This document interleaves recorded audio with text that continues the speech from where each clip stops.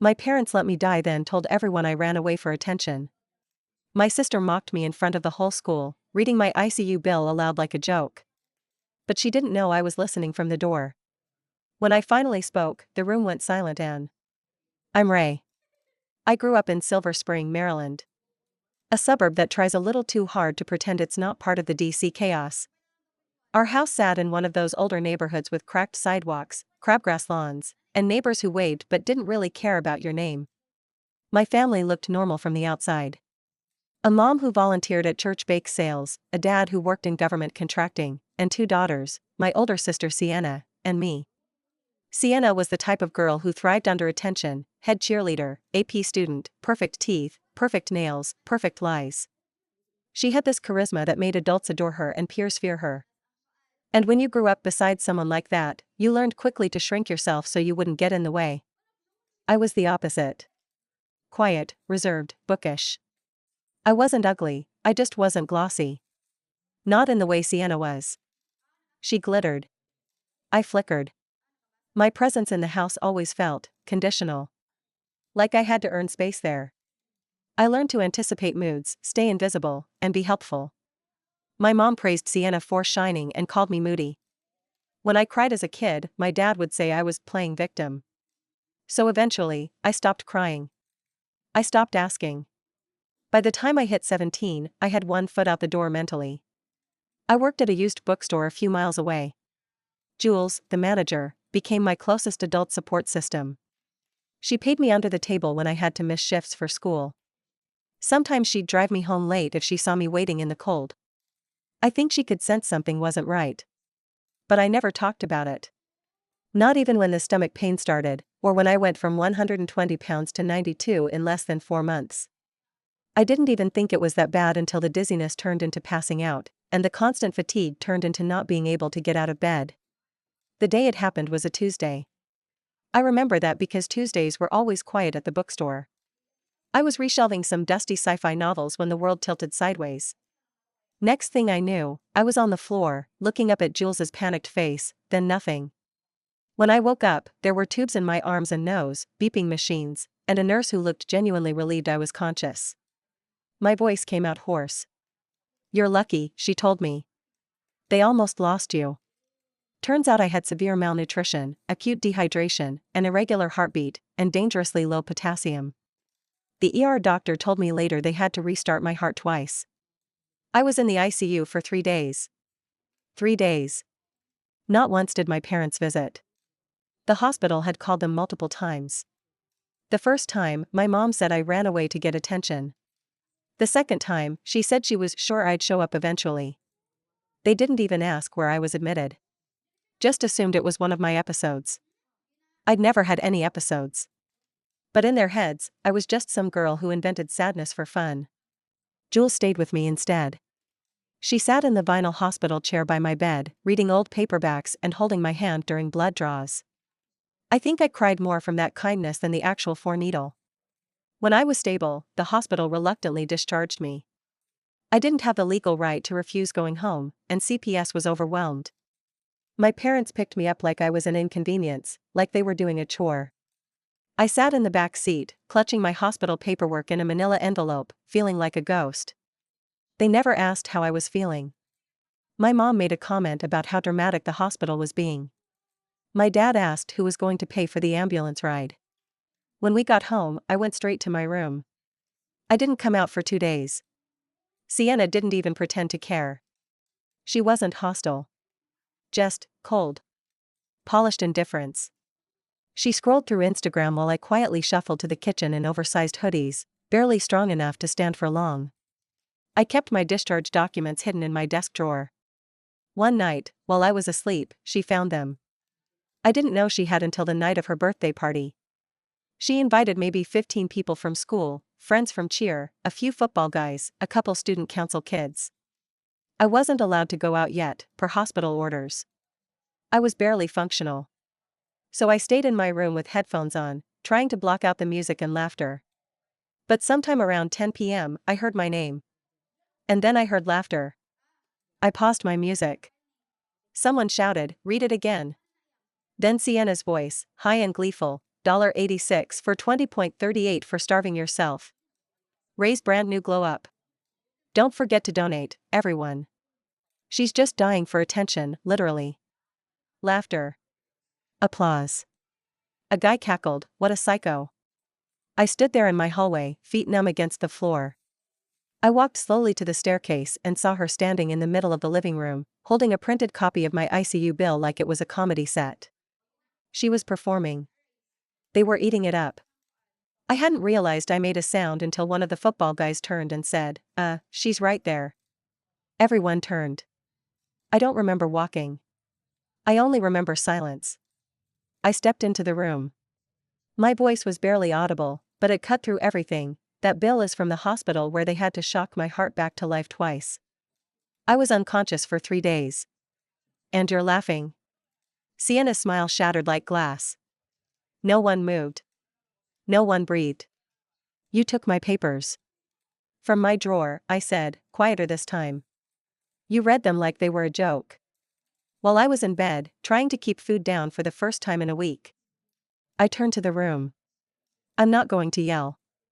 I just want you to know, you all laughed at someone who nearly died. And the only reason I didn't is because a stranger cared more than my family did. No one said anything. I left the room. I went back upstairs, locked my door, and cried in the dark. Not because of the humiliation. Because I knew then, there was nothing left to save here. After that night, things changed, but not in the ways I'd hoped. I stayed in my room for the rest of the weekend. I didn't speak to anyone in the house. My mom popped her head in on Saturday morning and asked if I was done sulking yet. I said nothing. She rolled her eyes and walked out. By Monday, I had to return to school. The guidance counselor had called my parents while I was still in the hospital to set up an academic reintegration plan. I was technically allowed to take more time, but my parents refused to let me milk the situation. So, I went back. Body weak. Head down. The stares started before the first period. People didn't laugh. Not like at the party. They mostly just watched. Some whispered. Others awkwardly avoided eye contact, especially the ones who'd been there when Sienna made her little stand-up routine out of my ICU stay. No one apologized. Except for one person. Layla Cheng, one of the quieter girls on Sienna's cheer squad, stopped me outside the vending machines during lunch. I'm sorry, she said, eyes wide with guilt. I didn't know it was real. Like, that it was that serious. I didn't laugh, but I didn't say anything either. I stared at her for a second, unsure what to say. I didn't want to be cruel, she was the only one who'd acknowledged it at all, but I also couldn't bring myself to make her feel better about it.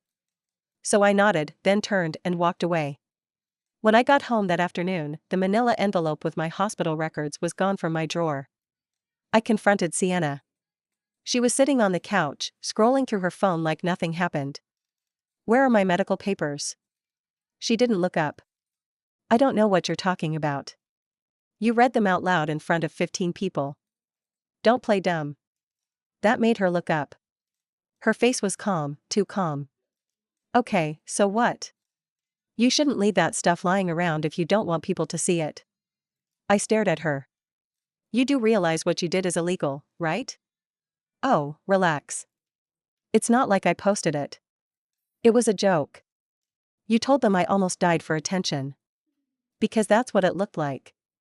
She stood up then, tossed her phone on the couch. You know what, Ray? You've been pulling this mopey nobody loves me act for years. You want people to feel bad for you, and then you're surprised when they get tired of it. I didn't say anything. I just walked away. But something in me shifted after that. I wasn't just angry anymore. I was done. That week, I called Jules. I didn't even know what I wanted to say at first. I just knew I couldn't be in that house much longer. Jules picked up on the first ring.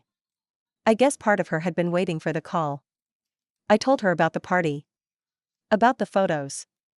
The bill. The things Sienna said. There was a long pause, and then she said, very quietly, you don't have to stay there. I'm still 17. There are still options. She wasn't wrong. Over the next week, she helped me figure out what some of those options were. It wasn't easy, nothing ever is when you're a minor, but we found a small nonprofit in DC that helps teens transition out of abusive or neglectful homes. They couldn't offer housing yet, but they connected us with a social worker who helped fast-track my therapy, medical follow-up, and documented some of the issues at home. That's when the school stepped in again. My guidance counselor, Ms. Riley, asked me to meet with her privately after the fourth period. I assumed it was to talk about academic credits or missed tests. Instead, she closed the door and said, "Someone anonymously sent a video clip from Sienna's party. It's disturbing." I froze. She didn't play it, but I could see in her face, she'd watched it. She believed it. She was one of the first adults in my life who did. "The school board is looking into it," she said. "We also reported it to CPS." I nodded, even though my stomach turned. It's one thing to want someone to be held accountable, it's another to realize they actually might be. That night, my parents got a phone call from Child Protective Services. I listened to the whole thing from the stairwell. My mom sounded calm at first, then defensive, then angry. When she hung up, she yelled for me to come downstairs. "What the hell did you tell them?" she snapped. "They reached out to me," I lied. "Don't get clever. Do you know what you've done? You're tearing this family apart." I didn't respond. Because that part was true. 2 days later, I left. It wasn't dramatic. There was no screaming match or slamming doors. Jules picked me up at 5:45 a.m. on a Wednesday morning with a travel mug of hot tea and a duffel bag in her trunk. I had already packed a few clothes, my notebooks, the printed ICU bill, folded neatly at the bottom. She let me stay in her spare bedroom. It smelled like lavender and old books. The first night I slept there, I didn't cry. I just stared at the ceiling and breathed. When my social worker asked why I hadn't run away sooner, I told her the truth, because I didn't think I was allowed to. It took another 3 months to get everything documented. My hospital records, school testimonies, screenshots of messages, a printed transcript from Sienna's party, verified by someone who had recorded part of it and then panicked and deleted it. I began filing for early emancipation right after my 18th birthday. I didn't go back to that house again, not once. Sienna tried to message me a month later. A carefully worded apology about not knowing the impact, and being immature, and hoping one day we could be sisters again. I didn't reply. I wasn't angry anymore. I just didn't believe her. Living with Jules felt like waking up in a parallel universe where people didn't raise their voices for no reason. Where dinner was eaten at a table without someone being made the punchline. Where "how was your day" wasn't just small talk, it meant someone actually cared about the answer. The first 2 weeks were strange. I felt like a guest in someone else's kindness. I kept waiting for it to expire. "Do you need anything?" Jules would ask. And I'd always say no, even if the answer was yes. I wasn't used to being considered. She let me work part-time at the bookstore again, on light hours. I was still underweight, still tired most days. I was seeing a therapist through the nonprofit, someone who actually listened. She had warm eyes and a slow way of speaking that made even the worst memories feel like they could be survived once named aloud. I remember telling her, once, about how I used to sit at the dinner table and measure how long I could go without being spoken to. It was a game I played as a kid. One night, I made it 48 minutes before my dad said, "Can you pass the salt?" She blinked once, quietly, then said, "You were lonely in your own home." I hadn't known there was a word for it. Word got around school that I was staying with someone for mental health reasons. That's what the administration told people when they asked. I was allowed to finish my final semester online, through independent coursework. Ms. Riley dropped off packets once a week. She always brought snacks and sat with me while I filled out forms for college. "You're smart," she told me one afternoon. "Don't let what happened make you believe otherwise." I never told her how many nights I used to cry into my textbooks, because the voices in my house made it impossible to focus and the pressure to be invisible was heavier than the school load. But I think she knew. Sienna still went to school every day, still posted selfies and dance videos, still played the role of small-town royalty. But people had started to talk. Quietly, at first. I didn't ask for updates, but they came anyway. A friend of a friend texted me one afternoon, "Your sister blew up at Layla during practice. Called her a snitch." Coach made her sit out. Then another, principal talked to her. She says you're ruining her life. LOL. And another, she's telling people you forged everything. That you faked the hospital thing. That one hurt. Not because I cared what people thought. But because it reminded me that Sienna had learned nothing. I wanted to be angry. To fire back. Post screenshots, expose her, tear down every illusion she'd built around herself. But instead, I closed my phone and went back to work. Because for the first time in my life, I didn't need to prove anything. Around mid-April, I got a call from someone I hadn't heard from in years. Uncle Terrence. He's my dad's younger brother. The one who moved to California when I was little. I remember he used to send birthday cards with crisp $20 bills tucked inside, until one year, they just stopped coming. Turns out, my parents had told him I didn't want a relationship with that side of the family. That I was going through a phase and lashing out. He believed them, for a while. But then, he stumbled across something. Someone had anonymously reposted an essay I'd written for my independent coursework, a personal narrative about what it felt like to be invisible in your own house.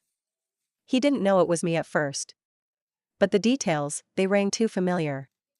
He tracked down the nonprofit through a line in the credits. Called them. They asked if they could pass his information to me. I said yes. We talked for almost 2 hours that night. He sounded older than I remembered, slower, calmer. But his voice still had that West Coast lilt, like everything he said had a question mark at the end. He apologized more than once. Said he wished he'd pushed harder to stay in touch. He asked if I needed help. I told him I didn't know yet. With his support, things moved faster. He helped me finalize my emancipation paperwork, spoke to a lawyer friend, and offered to pay for therapy and college application fees. He didn't try to rescue me. He just offered tools and space to figure out what I wanted next. By the time I turned 18 officially, the paperwork was done. My social worker took me out for lunch that day. Jules bought me a cupcake. I sat in my little borrowed room that night and stared at the ceiling and let it sink in. I was free. Legally. Emotionally, not quite yet. But that would come. Freedom is a strange thing when you've never really had it. For a while, I kept expecting someone to knock on the door and drag me back. I jumped at every unfamiliar car that passed Jules' house. I kept a copy of my hospital bill in my backpack at all times, like a shield. It takes time to unlearn fear. Sienna texted again in May. I heard you're living with some bookstore lady now. That's sad. I didn't reply. A week later, you really don't care about family at all, do you? Then silence. And finally, I shouldn't have read your papers. But you lied about me. That one, I stared at for a long time. I didn't reply to that one either. Because the truth didn't need defending anymore. But what I did do was start writing again. Not essays for school. Not therapy journals. Stories. Some of them thinly veiled versions of what happened. Others, pure fiction. But in every one, there was a girl who learned that being soft didn't mean being weak. That being hurt didn't mean she was broken. That silence could be power, too, if it was hers. It's strange how your body remembers things even when your mind has moved on. It had been over a year since I left that house. I was living in Vermont now, sharing a cozy studio apartment above a local art gallery in Burlington. The landlord was a retired music teacher who let me pay rent in chunks. I worked at a bakery part-time and took classes at a nearby community college while applying for transfer to a university the next fall. I had peace. Not perfect peace, but a quiet kind. No one raised their voice. No one mocked me for being tired. I didn't flinch when I heard footsteps behind me. That was new. Therapy was a regular part of my life. So was writing. I published a few pieces in small journals. Mostly anonymous, always nonfiction. I didn't think anyone would notice. Until someone did. One of my essays, titled How to Survive When Your Pain is the Punchline, was shared by a mental health advocacy group on Facebook. It got picked up by a local newsletter. Then it ended up on Medium, where someone from a podcast about emotional abuse and family estrangement read it and reached out. I didn't use my last name, but the details were specific. Someone back home connected the dots. I got an email from a classmate I hadn't spoken to since sophomore year. Ray, was that really you? I had no idea. I'm so sorry. She wasn't the only one. Slowly, quietly, people began to realize who the girl in those essays had been. I didn't name names. I didn't have to. But Sienna knew. She DM'd me one night. What the hell are you doing? Why are you trying to ruin my life again? You don't even tell the whole story. I blocked her. She messaged Jules, who didn't even reply. Then she made the biggest mistake of all. She sent a message to the editor of one of the sites that had published my work. Claimed I was defaming her. Demanded they take it down. What she didn't realize was that I had kept everything. Copies of messages. Screenshots of her reading my ICU bill. Statements from 2 classmates who'd come forward to support my account. One of them even remembered seeing Sienna steal the envelope from my drawer. I sent a polite but firm response to the editor. They not only refused to take the piece down, they asked if I wanted to write a follow-up. I did. This time, I used my full name. The title? My family said I was lying. Here's the proof. I was careful. Honest. It included medical records, redacted, a summary of the emancipation proceedings, and a transcript of the CPS report findings that cited emotional neglect and verbal humiliation as documented issues in my former household. I didn't call Sienna out directly. But everyone in our town knew. It spread faster than I expected. Not viral, but viral enough to make things uncomfortable for Sienna. She lost a few internship opportunities. A local counselor who'd previously written her a glowing recommendation emailed to say they'd be rescinding it after reading my work. Her social image, the one she'd curated so carefully all through high school, was tarnished. Not destroyed. But cracked enough that people began to question what they thought they knew. She went quiet after that. My parents never contacted me. Not once. But through a friend of a friend, I heard they were furious. Embarrassed. My mother called it a betrayal. My father said it was a smear campaign. Neither of them ever admitted anything. Which was fine. Because I wasn't looking for their apologies anymore. The best revenge, I've learned, isn't rage. It's clear. It's having the last word without needing to scream it.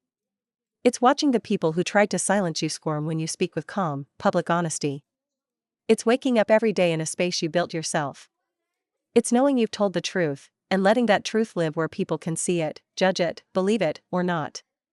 You don't need to chase it anymore. My life is quiet now. I'm transferring to a university this fall. Studying psychology, with a focus on trauma and family systems. I want to help people like me. People who grew up thinking they were too sensitive, too dramatic, too much of a burden, when really, they were just kids asking for basic human decency. I still write. I still get nervous when I submit something new. But every time I do, I remind myself, I survived. Not just the hospital. Not just starvation. But the emotional drought that followed me through every hallway of that house. I survived people laughing at my pain. I survived being told I was the problem. And I walked away. That's my revenge. That I'm still here. That I'm still becoming. That I speak, and the room still goes silent. But this time I won't stop.